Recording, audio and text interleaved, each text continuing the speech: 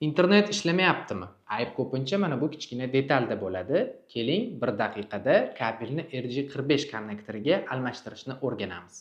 Buning uchun bizga Pixitech SCN Kit 1 to'plami kerak bo'ladi. To'plam ichida crimp qilish uchun Pixitech HT315 dan foydalanamiz.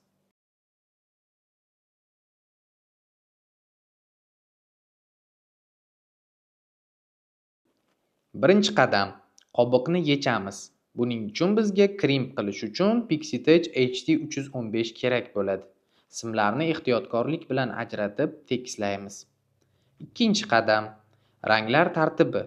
Ekrandagi T568B sxemasi bo'yicha tering. Agar shu tartib buzilsa, internetingiz tezligi tushib ketadi. Uchinchi qadam, simlarni tekis kesing.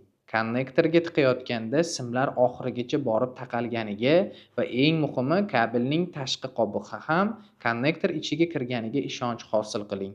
Shunda kabelingiz mustahkam bo'ladi.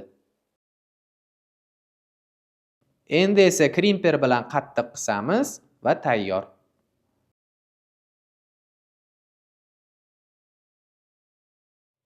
Mana shunaqa oson. Video foydali bo'lgan bo'lsa, like bosing va kanalga obuna bo'ling.